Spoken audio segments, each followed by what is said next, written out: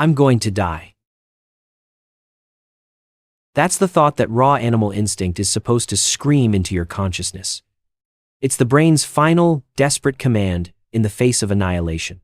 Lying broken in a ditch on the side of a rural Maine road, body twisted into a shape nature never intended, legs shattered at a grotesque angle with bone piercing through denim. That's what Stephen King should have been thinking on the afternoon of June 19th, 1999. But that wasn't the first coherent thought that fought its way through the blinding, white-hot agony. It wasn't the first message to get through the static of catastrophic shock. His first thought, as his writer's eye dispassionately observed the chaos that was once his body, was this.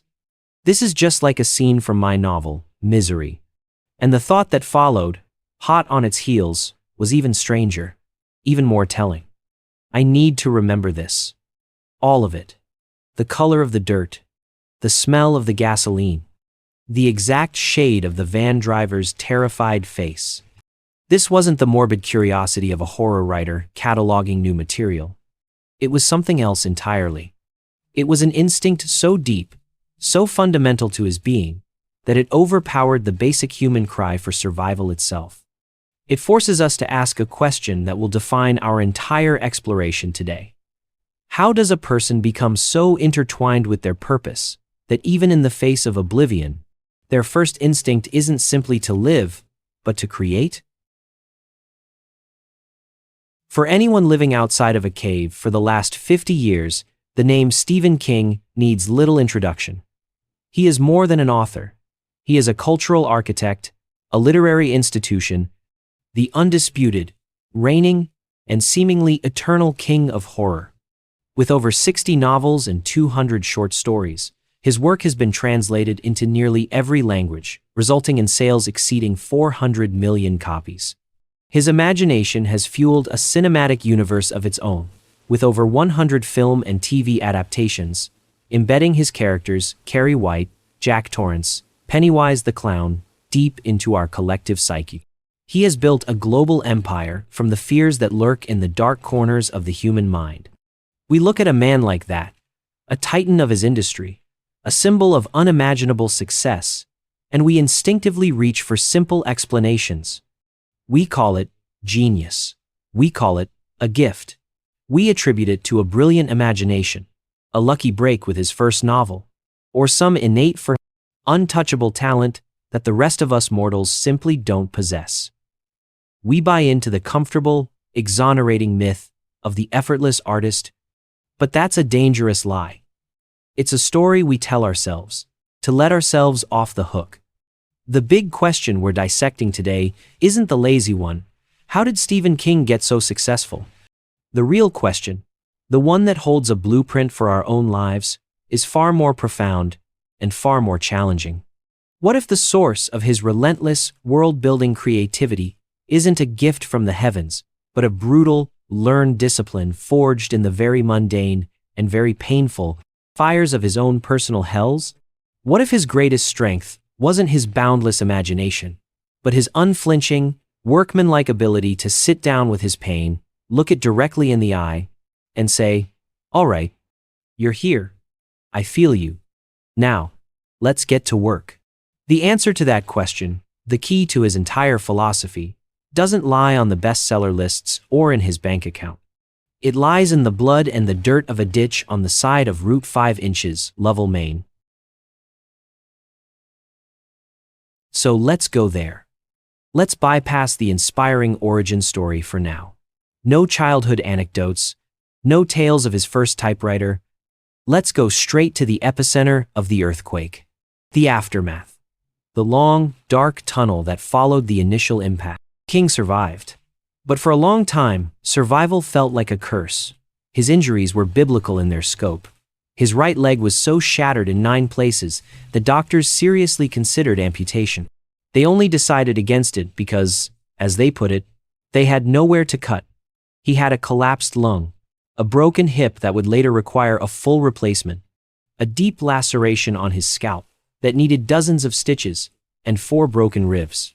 He was put back together with the cold, unforgiving tools of engineering, A medieval-looking external fixator, a halo of metal and pins drilled directly into the bone of his leg along with internal plates and screws. His body was no longer a vessel. It was a construction site. The pain, as he would later describe in his memoir, On Writing, was a screaming, unending siren inside his head.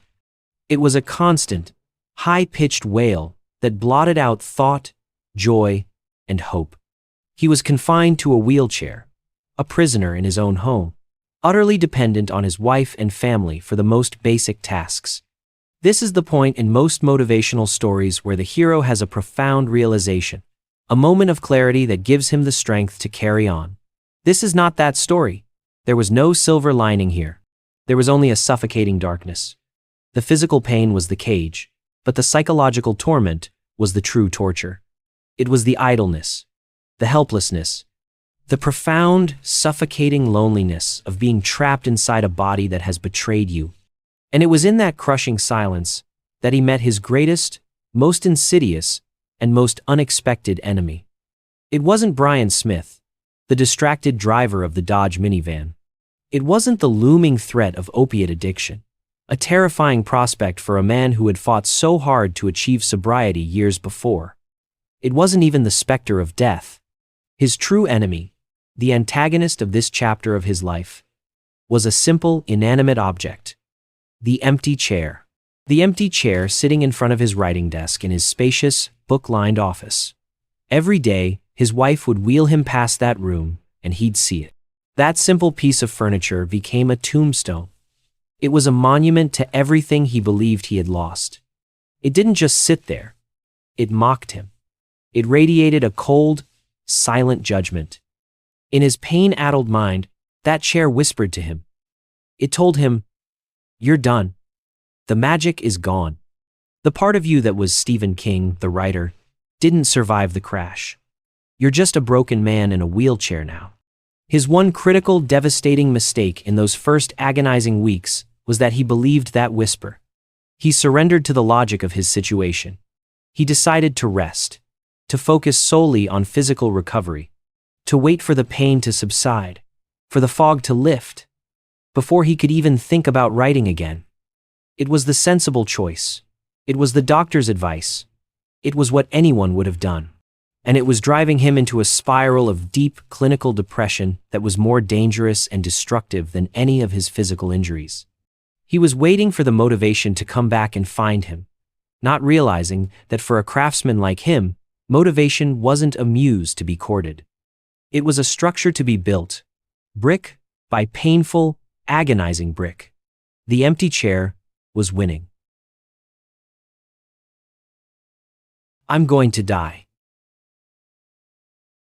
That's the thought that raw animal instinct is supposed to scream into your consciousness. It's the brain's final, desperate command in the face of annihilation. Lying broken in a ditch on the side of a rural Maine road, body twisted into a shape nature never intended, legs shattered at a grotesque angle with bone piercing through denim. That's what Stephen King should have been thinking on the afternoon of June 19th, 1999. But that wasn't the first coherent thought that fought its way through the blinding, white-hot agony. It wasn't the first message to get through the static of catastrophic shock. His first thought, as his writer's eye dispassionately observed the chaos that was once his body, was this. This is just like a scene from my novel, Misery. And the thought that followed, hot on its heels, was even stranger, even more telling. I need to remember this. All of it. The color of the dirt, the smell of the gasoline, the exact shade of the van driver's terrified face. This wasn't the morbid curiosity of a horror writer cataloging new material. It was something else entirely. It was an instinct so deep, so fundamental to his being, that it overpowered the basic human cry for survival itself. It forces us to ask a question that will define our entire exploration today. How does a person become so intertwined with their purpose that even in the face of oblivion, their first instinct isn't simply to live, but to create? To truly understand why he was capable of this seemingly superhuman act of will, we have to jump back again. Not to the accident, but to the very foundation of his career, to the mindset he cultivated long before the fame and the fortune. Stephen King's entire professional life was built on a simple, almost brutally mundane, non-negotiable principle: the daily discipline of showing up to the job. Long before he was a millionaire, back when he was a high school English teacher, living in a cramped trailer with a young family, struggling to make ends meet, he made a pact with himself. He would write 2,000 words a day. Every single day. That included Christmas morning. It included his own birthday. It included the 4th of July. It didn't matter if he was sick, tired, hungover, or uninspired. It didn't matter if the words he produced were, in his estimation, complete and utter garbage. He showed up and put in the hours. This wasn't the romantic notion of an artist waiting for the muse to strike. This was the philosophy of a blue-collar worker. He treated writing not as a mystical art, but as a craft, like masonry or plumbing. You lay one brick, then the next. You connect one pipe, then the next. You do the work, and the structure begins to take shape. This philosophy was his bedrock. It was his entire approach to self-development. This relentless process created what we now call an abundance mindset, but not of wealth or opportunity. It was an abundance of words, of practice, of habit. He believed the well of creativity would never run dry as long as he kept lowering the bucket day after day. The story of his first major success, the novel Carrie, is the perfect illustration of this mindset in action. Long before the accident, after receiving 30 rejections for the novel, he gave up. Frustrated and defeated, he threw the first 3 pages of the manuscript into the trash can. It was Tabitha, again, who rescued it.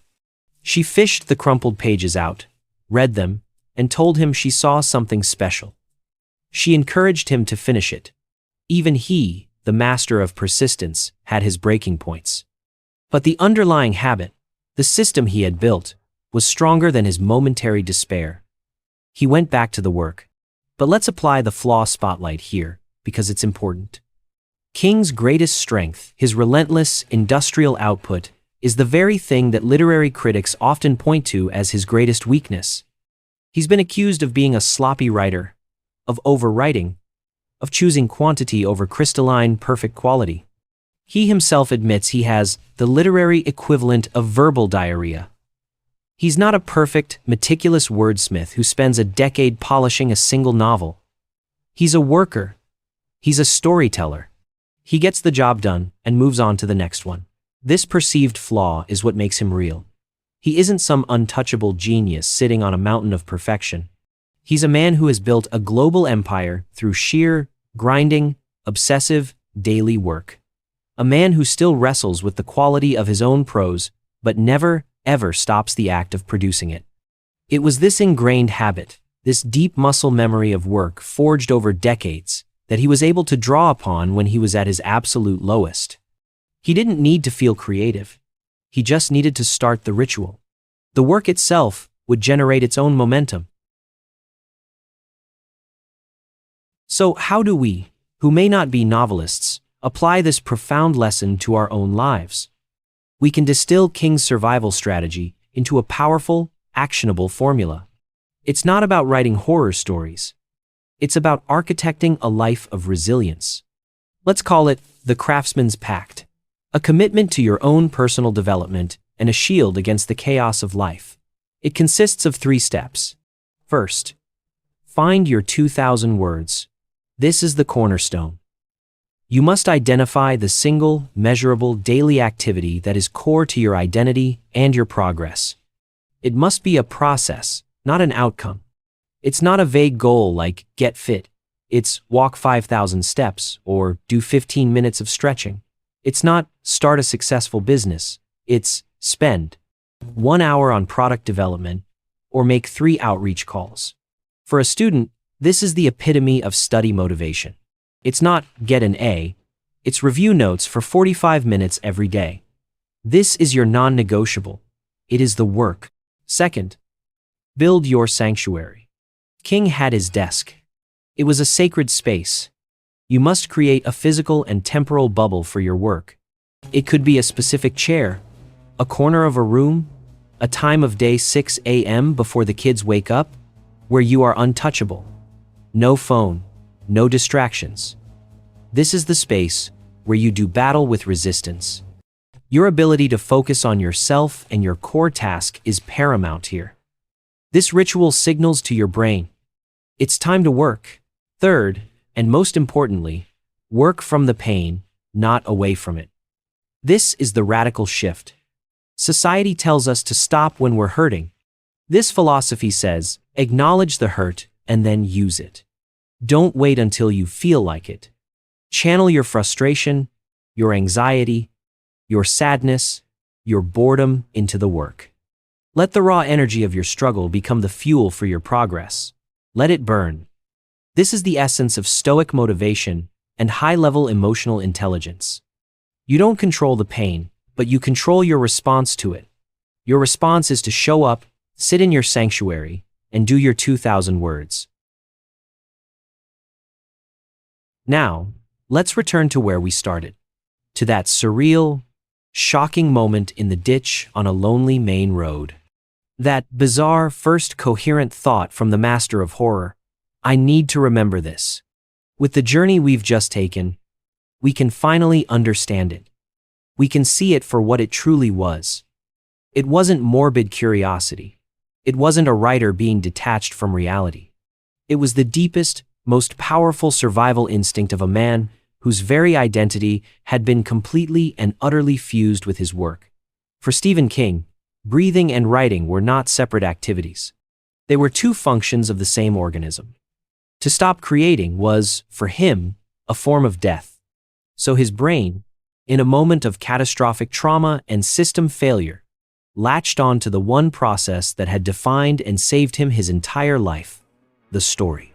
The act of observing, of processing, of turning senseless chaos into a structured narrative that was his brain's way of fighting for control, of imposing order on oblivion. It was his way of staying alive.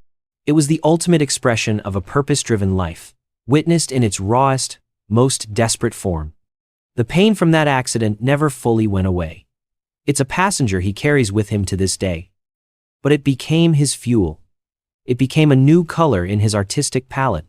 The novels he wrote after the accident, Dreamcatcher, which he barely remembers writing while on heavy medication, Lisey's Story, a profound meditation on grief and partnership, and the final books of the Dark Tower saga, are all infused with a visceral, unflinching understanding of physical suffering that simply wasn't there before.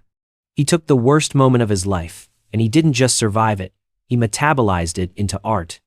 In a strange, hard-won way, he could even be grateful for the perspective it gave him.